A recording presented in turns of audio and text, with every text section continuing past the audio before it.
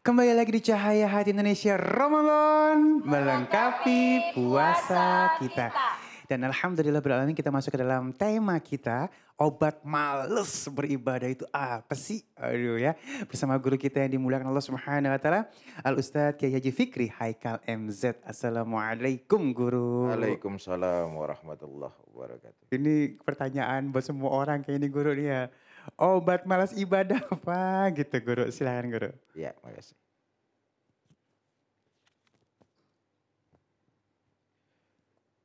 Assalamualaikum warahmatullahi wabarakatuh. Waalaikumsalam warahmatullahi wabarakatuh. Alhamdulillah, salatu wassalamu ala rasulillah, Sayyidina Muhammad ibn Abdullah wa ala alihi wa sahbihi wa mawalah, amma ba'du. Yang mulia para ulama, para kiai, para habaib, para asatiz dan asatizah, ibu bapak, saudara-saudara para pemirsa yang saya cintai.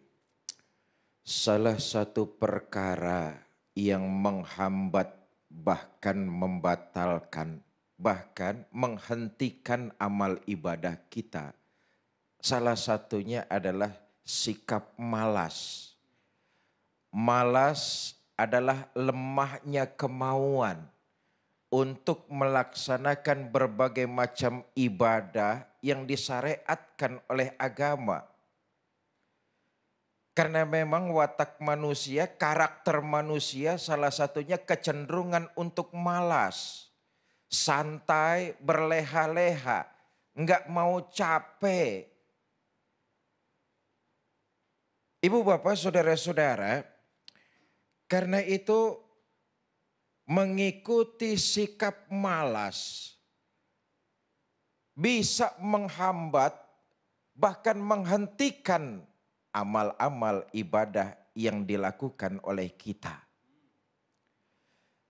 Coba lihat dan renungkan. Allah memberikan kita kenikmatan. Dari mulai bangun tidur sampai tidur lagi, bahkan dalam tidur itu pun kenikmatan. Dan kalau mau dihitung-hitung kenikmatan yang Allah berikan, enggak sanggup dalam satu hari kita hitung. Terlalu banyak.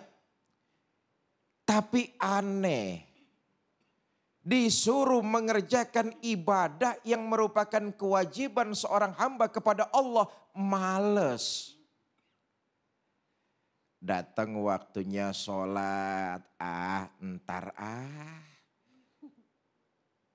setengah jam lagi, udah setengah jam, ntar dah tanggung, malas. Datang kewajiban beribadah, disuruh berpuasa di bulan suci Ramadan, malas. Aneh, ngakunya Islam, ngerasa nikmat Allah banyak diberikan kepadanya, tapi hak Allah tidak dikerjakan. Aneh manusia macam kayak begini.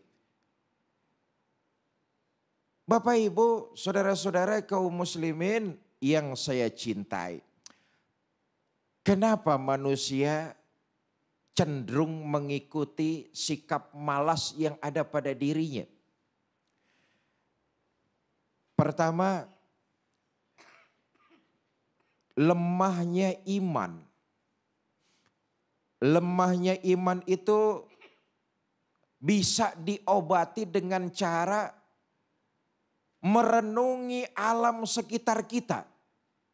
Bahwa semua yang ada di alam ini adalah tanda kebesaran Allah. Dengan merenungi apa yang ada di sekitar kita, diharapkan iman itu naik kembali, ada semangat untuk melaksanakan ibadah kembali. Ngelihat laut, ya Allah, maha besar Allah, subhanallah, laut begini luas ya. Siapa yang garemin? Umpama melihat bentangan langit begitu hebat, ya Allah, subhanallah. Melihat indahnya alam pegunungan, subhanallah. Dengan melihat tanda-tanda kekuasaan Allah, iman diharapkan meningkat. Kalau iman meningkat naik lagi, ada ghirah, ada semangat untuk melaksanakan ibadah. Satu, malas bisa muncul karena lemahnya iman. Yang kedua, malas dalam beribadah bisa muncul karena panjangnya angan-angan. Beda antara angan-angan dan harapan. Kalau harapan punya modal. Kalau angan-angan nggak punya modal. Saya jadi pegawai, gaji saya 1 juta. Cicilan motor 500.000. Harapan saya bulan depan saya mau cicil motor. Itu harapan tuh. Ada modal kerja gaji 1 juta. Tapi kalau kerja enggak ada, duit enggak punya, lalu berangan-angan, menghayal namanya. Nah, yang menimbulkan sikap malas kita itu karena seringnya kita berhayal, berangan-angan, terlalu panjang angan-angan kita. Bagaimana cara ngobatinya? Kalau berhayal lagi datang naik ke pikiran kita, ingatlah bahwa kita akan meninggalkan alam dunia. Ingat akan kematian. Emang Wan Ali yang namanya ngayal enak bener. Banget guru. Enak bener ngayal. Jadi orang kaya, punya masjid gede. Amin ya Allah. Yang datang sholat subuh kasihin 5 juta seorang. Amin, amin. Wah, kaya banget guru. Kaya. Iya. Datangnya sholat subuh itu bisa 200 orang. Masing-masing kasih 5 juta. Tiap hari begitu. Kalau duitnya habis ngayal lagi. Ya Allah. Allah selamat. Tulul amal, panjang angan-angan. Halu kalau anak sekarang bilang. Iya benar. Ini yang memunculkan sikap malas. Kalau udah halu ngapa-ngapain aja mager anak sekarang bilang. Mau mengerjakan amal ibadah yang kewajiban kita kepada Allah dientar-entarin. Na'udzubillah, summa na'udzubillah. Nah karena itu obatnya tidak lain dan tidak bukan adalah mengingat kematian. Bahwa kita akan meninggalkan alam ini. Nih, kayak sekarang kita berada di bulan suci Ramadan. Suasana hati kita tentu naik turun. Kalau lagi turun, hayalan kita lagi naik, maka ingat-ingatlah. Puasa yang kita lakukan sekarang ini adalah puasa yang terakhir. Maka harus semangat itu muncul kembali. Puasa sekarang harus lebih baik daripada puasa kemarin. Kenapa? Tidak ada jaminan kita semua apakah masih berjumpa dengan Ramadan tahun depan. Kalau itu yang kita canangkan, kalau itu yang kita tanamkan, semangat beribadah makin berkobar dan membara. Bapak Ibu, saudara-saudara, kaum muslimin yang saya cintai. Nah, bagaimana supaya sikap istiqomah kita dalam beribadah itu harus tetap terjaga? Pertama, harus dibarengi dengan ilmu yang cukup. Hadir di majelis-majelis pengajian, di kajian-kajian, senang hadir di majelis taklim, mendengarkan pengajian dari guru-guru kita, menelaah ilmunya. Kalau ilmu sudah punya, insya Allah semangat itu akan terus bertambah.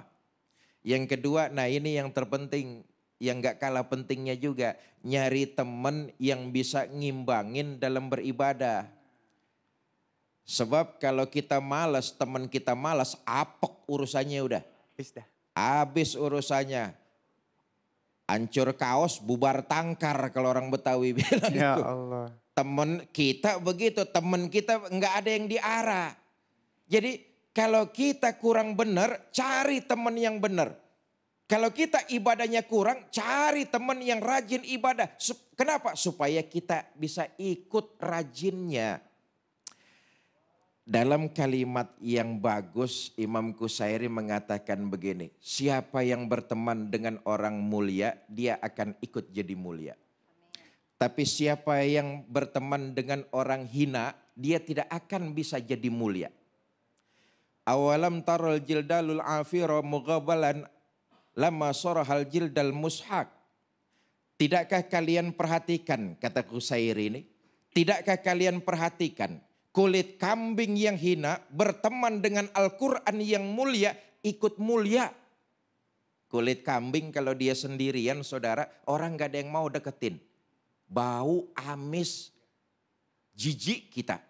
Kalau dia sendirian, gak ada yang mau nemenin. Tapi begitu dia dicuci, dibersihin, disamak, dijahit jadi kantong Quran, dihormati orang. Dikasihin minyak wangi, ditaruh di tempat yang paling tinggi, mau diambil dicium dulu. Tapi kalau kulit kambing bertemannya dengan kayu, jadi beduk, pagi-pagi udah dikemplangin orang tuh. Maka itu jangan salah pilih. Cari teman yang bisa membawa kita makin semangat dalam beribadah. Wallahu a'lam bishawab. Masya Allah, terima kasih guru ilmunya, Masya Allah ya. Dan saat lagi kita akan bertemu kembali dengan guru kita yang dimuliakan Allah Subhanahu Wa Taala, Ustadz Yusuf Mansur. Jadi jangan kemana-mana, tetap bersama kami di Cahaya Hati Indonesia Ramadan, melengkapi puasa kita.